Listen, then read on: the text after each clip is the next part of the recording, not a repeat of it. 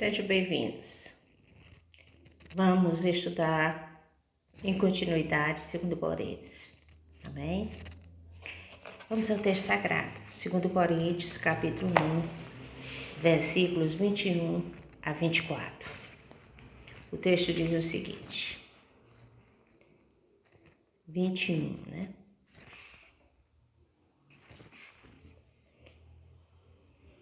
Mas aquele que nos confirma juntamente com vocês em Cristo e que nos ungiu é Deus, que também pôs o seu selo em nós e nos deu o penhor do Espírito em nosso coração. Eu, porém, por minha vida, tomo Deus por testemunha de que foi para poupar vocês que ainda não voltei a Corinto.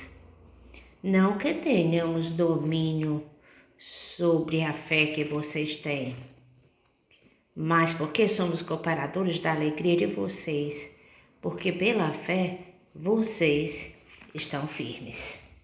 Até aqui.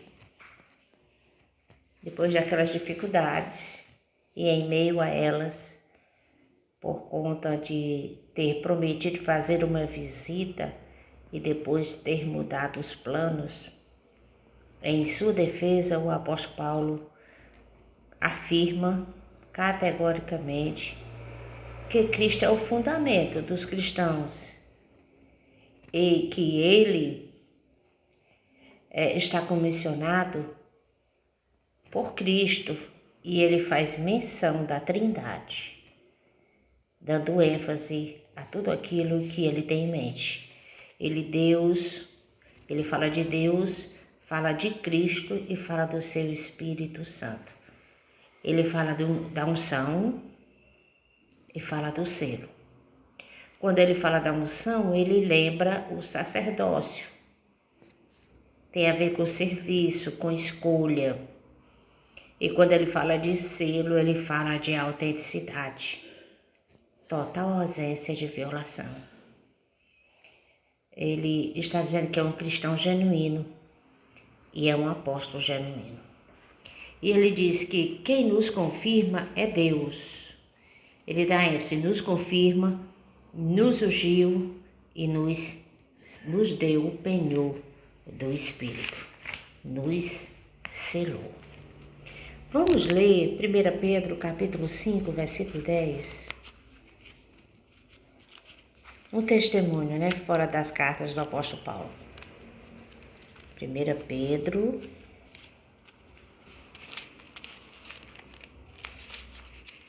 depois de Hebreus, né? Hebreus, Tiago, depois 1 Pedro 5:10.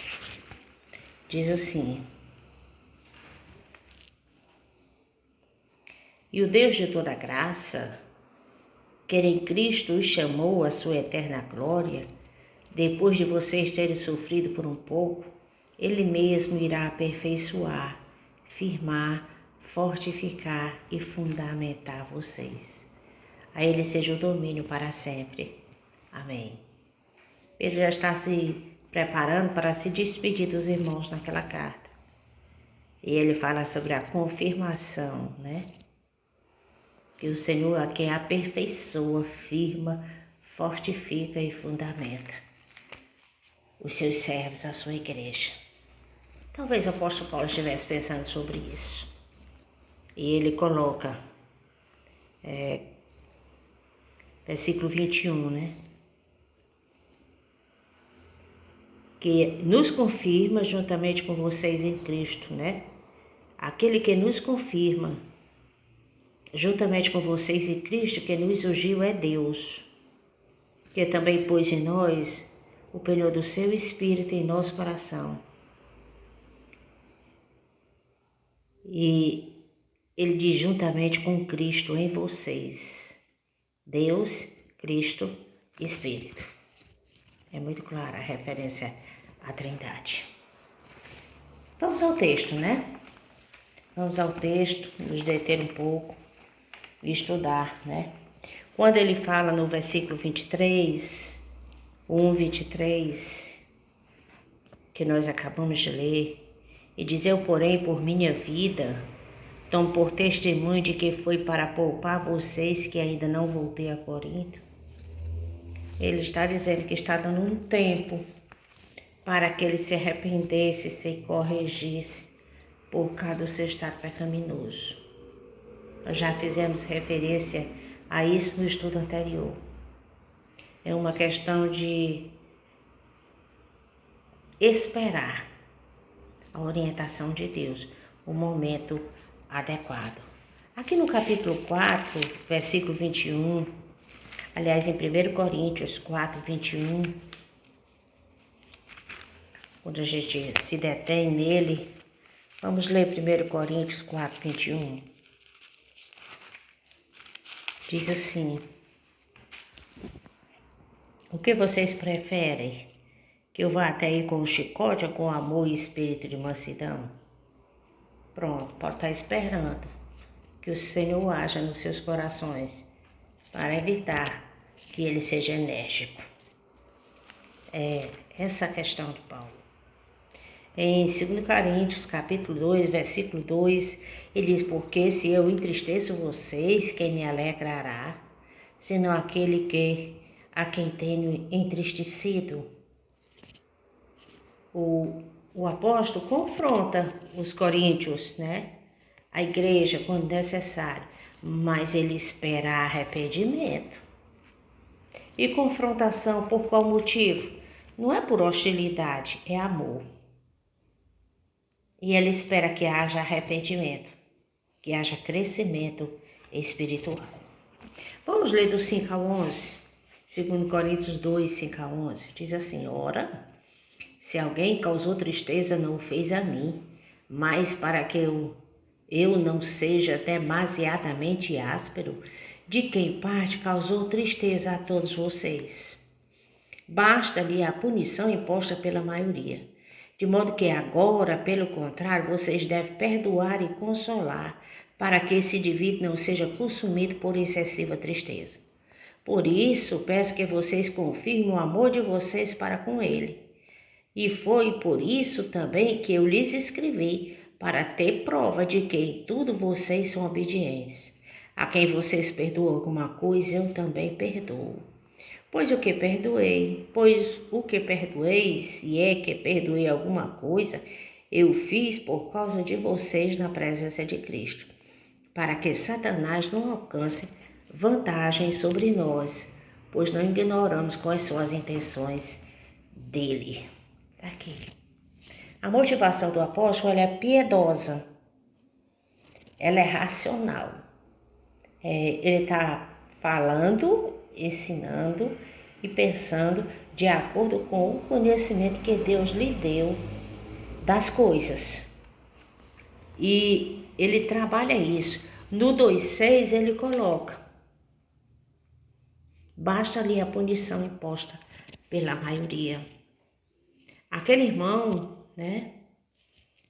Aqui nós não sabemos exatamente se é aquele irmão incestuoso do 1 Coríntios 5 e que ele mesmo tinha feito um levante contra o apóstolo quando daquela sua visita, digamos assim, repentina.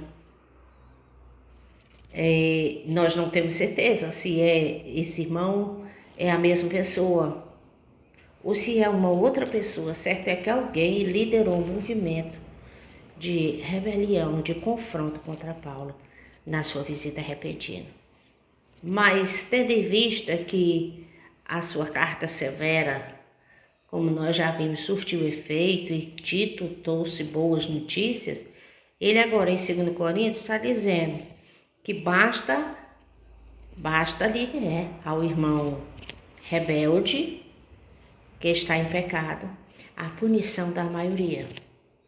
Os irmãos entenderam e, de certa forma, ele foi punido.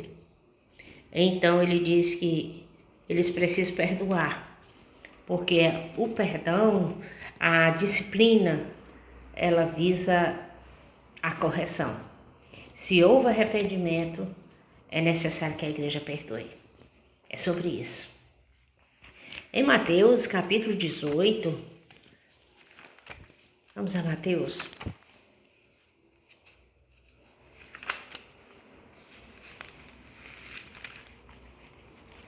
18, 18.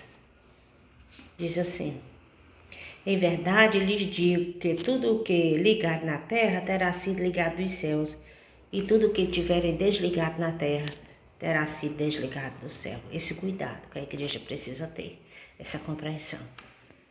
E no 23 diz assim: porque o reino dos céus é semelhante a um rei que resolveu ajustar contas com seus servos.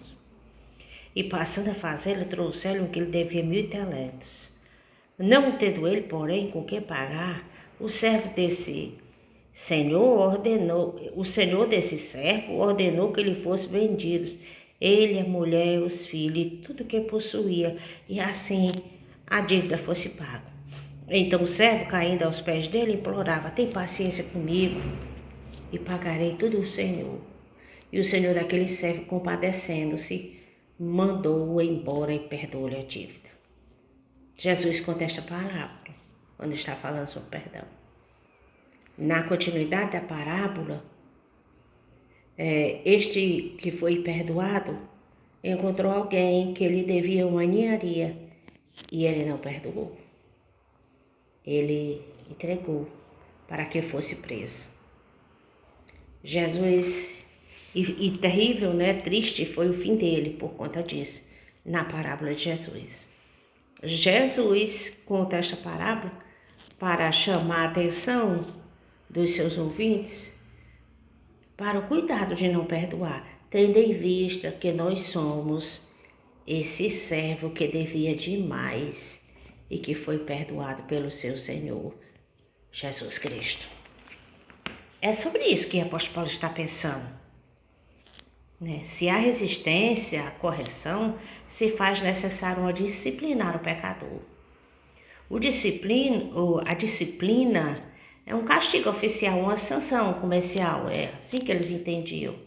Hoje, nos nossos dias, quando um país se volta contra as leis que a comunidade internacional entende que são necessárias, se faz um boicote. Aquele irmão já havia se disciplinado. A carta severa deixou muito claro. Ele havia se arrependido, a igreja tinha tomado as providências. Então era agora a hora de reaver a comunhão.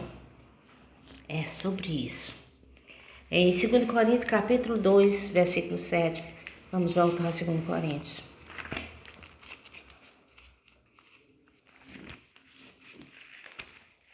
Dois, 7. Diz assim: de modo que, agora pelo contrário, vocês devem perdoar e consolar, para que esse indivíduo não seja consumido por excessiva tristeza. Há um limite. A disciplina, o confronto, precisa visar a correção e precisa ser feito com amor. Não complacência, mas amor. Então, o perdão se fazia necessário, porque o pecador tinha sido confrontado no seu pecado. Tinha havido arrependimento. Então, agora era a hora de reaver a comunhão, trazer de volta a unidade da igreja. Ela não poderia ficar dividida.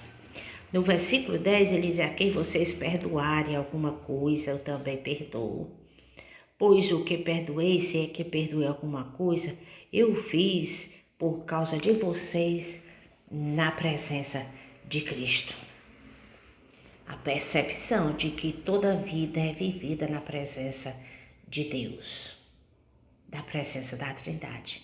Então diz: eu perdoei por causa de vocês.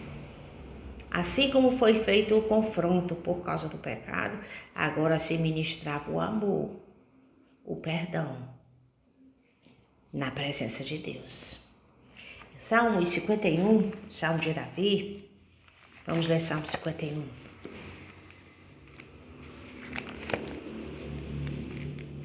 Deixa eu achar aqui um pouquinho.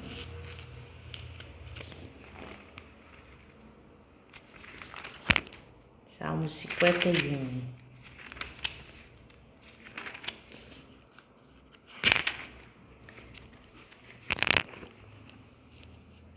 Versículo 12, 14 e 15. Davi fala assim: restitui-me a alegria da tua salvação e sustenta-me com o espírito voluntário. Tá vendo? O penitente, o pecador arrependido. E o 14, livra-me dos crimes de sangue, ó Deus, Deus da minha salvação. E a minha língua exultará a tua justiça. Abre, Senhor, meus lábios e a minha boca manifestará o teu louvor. O perdão ia levar toda a congregação, agora arrependida, junto com o pecador, que havia sido confrontado, a louvar a Deus. Era na presença de Cristo que esse louvor e esse perdão estava sendo ministrado. No versículo 11 ele diz as razões, porque era urgente ministrar perdão. Diz: para que Satanás não alcance vantagem sobre nós, pois não ignoramos quais são as intenções dele. A questão espiritual. O diabo quer produzir o pecado e a aminosidade para destruir a unidade da igreja. O apóstolo Paulo deixa isso muito claro. Olha, quando a gente deixa de ministrar o perdão e sai, do projeto do Senhor, da vontade de Deus, ficar aquém da vontade de Deus, Satanás, na realidade, quer tirar vantagem. Ele tenta ir destruindo a unidade da igreja. Como faz isso? Satanás trabalha constantemente nos extremos. Se de um lado nós temos o legalismo, tentar demonstrar santidade através do exterior, sem uma transformação interior, isso é legalismo. Por outro, ele trabalha na libertinagem, como se o corpo não importasse, não fizesse parte do projeto de Deus. Por outro lado, de um lado, ele trabalha com a intolerância, o desamor. E no outro extremo, o excesso de tolerância. A igreja precisa entender isso, confrontar o pecado, mas também saber perdoar e se manter no equilíbrio para não cair em nenhum desses extremos. Satanás tenta minar, de alguma forma, e destruir a igreja. Em 2 Coríntios, capítulo 11, versículos 13 e 14, o apóstolo Paulo coloca o seguinte: 11, 13 e 14. Porque esses tais são falsos apóstolos, obreiros fraudulentos, disfarçando-se em apóstolos de Cristo. E não é de admirar, porque o próprio Satanás se disfarça em anjo de luz. Quando ele, a partir do capítulo 10, começar a confrontar de uma maneira mais direta os falsos mestres, ele diz que eles estão se disfarçando de apóstolos de Cristo. Mas Satanás se transforma também, tentando enganar a igreja. E ele diz: abra o olho, irmãos, abra o olho, para que Satanás não venha minar a mente do cristão. E ele tenta, mas Deus é a nossa proteção. Como? Como é que Deus é a nossa proteção? Isso é um assunto bem pertinente, porque todos queremos, desejamos e precisamos da proteção de Deus. Vamos fazer a aplicação deste estudo em cima desse assunto, desse tema, refletindo sobre o que se deu e o que como o apóstolo Paulo e aquela igreja se portou. Em primeiro lugar, Deus é nossa proteção e Ele nos protege revelando os seus desígnios. A sua palavra nos revela a vontade de Deus. Ele revela como é que as coisas devem ser feitas. Ele nos orienta. Então nós não somos ignorantes. As pessoas ficam perguntando: mas como é que eu vou saber a vontade de Deus? Está aqui, a Bíblia. A Bíblia fala sobre tudo. Fala sobre tudo. Alguns assuntos não podem ser tratados diretamente, mas as inferências nas entrelinhas, no conceito geral da Escritura, nós sabemos a resposta. Revelando os seus desígnios. É assim que Deus nos protege. não é uma coisa mágica, uma poção mágica, ou alguém de guarda espantando o malfeitor, não. Não é dessa forma que a Bíblia trabalha. Deus trabalha revelando os seus desígnios e Ele nos diz para sermos vigilantes. Em segundo lugar, o Senhor nos protege, nos concedendo a verdade, a palavra, que o neutraliza. A verdade, essa palavra que Deus nos concede, esse revelar, dos desígnios de Deus, a vontade de Deus, e essa palavra específica, ela tem poder para neutralizar as artimanhas do inimigo. Porque a palavra de Deus, ela é viva e ela é eficaz. E ela é poderosa. Tanto ela penetra no nosso ser, como ela tem poder. E ela neutraliza. Ela nos capacita, de tal forma que o inimigo não tem poder na nossa vida. E Deus nos protege, nos concedendo a compreensão de que Paulo tinha. Fica muito claro. Qual é a alegria de Paulo? Por que ele não visitava? Não visitou os irmãos naquele momento específico, que era difícil para todos eles. Ele diz que os irmãos são a fonte da sua alegria. 2 Coríntios, capítulo 2, versículo 3, está aqui, ó. E escrevi isto para que, quando eu for, não seja entristecido por aqueles que deveriam me alegrar, confiando em todos vocês, de que a minha alegria é também a alegria de vocês. Essa compreensão de que pastor e ovelha, pastor e rebanho devem ser a fonte mútua de alegria no Senhor. Isso é uma boa nova. Antes não se tinha. Os homens vivem em inimizade. Mas o Evangelho, como que Paulo era a alegria dos irmãos da igreja de Corinto? Ora, os irmãos da igreja de Corinto receberam a boa nova do Evangelho, a amizade, o amor, a aceitação por parte de Deus e o amor dispensado uns aos outros através do apóstolo Paulo. Isso deveria gerar gratidão, alegria. E como a igreja de Corinto é a alegria do apóstolo? Eles desfrutavam de Deus. O mesmo Deus que confirmou o apóstolo Paulo, que o ungiu e o selou, também confirmou, ungiu a igreja de Corinto. Eles eram dispenseiros de Deus. Eles desfrutavam de Deus. Deus os abençoava, cuidava das suas vidas. No capítulo 2, versículo 14, é colocado assim: graças, porém, a Deus que em Cristo sempre nos conduz em triunfo e por meio de nós manifesta a fragrância do seu conhecimento em todos os lugares. Por meio de nós.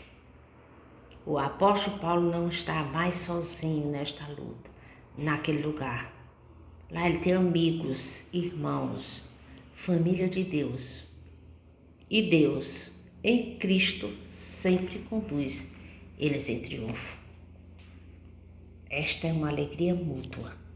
Então, encerramos colocando muito claro, essa compreensão. Deus revela os seus desígnios. No livro de João, Jesus disse que não chamava mais os apóstolos de servos, mas sim de amigos. Revela os seus desígnios. Deus nos concedeu a sua palavra. E ela é observada, sendo colocada em prática, é suficiente para neutralizar as artimanhas do inimigo. E Deus nos concede a compreensão, a mesma que Paulo tinha, que o pastor e a ovelha, o rebanho, devem ser fonte de alegria mútua um do outro, porque desfrutamos da presença de Deus, suas promessas, e aguardamos o nosso grande Salvador, que sempre, mesmo agora, nos conduz em triunfo. Amém? Enquanto aguardamos a redenção do nosso corpo. Louvado seja Deus. Vamos orar. Agradecer por isso. Jesus, nós somos gratos pela Tua palavra, porque o Senhor nos chama para a Sua família, somos Teus amigos. O Senhor revela a Sua vontade, os Seus desígnios. Temos a Tua palavra nos orientando em todas as áreas da nossa vida. O Senhor nos exorta à vigilância e o inimigo não tem poder sobre as nossas vidas. Aleluia! O Senhor nos conduz em triunfo. Muito obrigada, Senhor, por esta percepção de que nós, os nossos líderes, somos parceiros, coparticipantes da alegria do Senhor, do Teu Evangelho, das Tuas vitórias, desse desfrutar de Deus. Temos esse privilégio na Tua presença e precisamos entender isso. Tua palavra nos concede tudo aquilo que necessitamos. Nos ajuda, Senhor, a sermos uns com os outros aquilo que está no Teu coração, a nos amarmos e desfrutarmos desta alegria mútua. Nos dá um espírito de gratidão e nos ajuda a estar na Tua presença. Muito obrigada, Jesus, pelo Teu Espírito Santo. Somos gratos a Ti. Nos ensina a perdoar, para que Satanás não tenha vantagem sobre as nossas vidas, mas nos ajuda a pôr em prática, que o Espírito Santo traga à memória tudo aquilo que o Senhor tem nos ensinado. Em nome de Jesus. Amém. Até o próximo momento. Deus abençoe.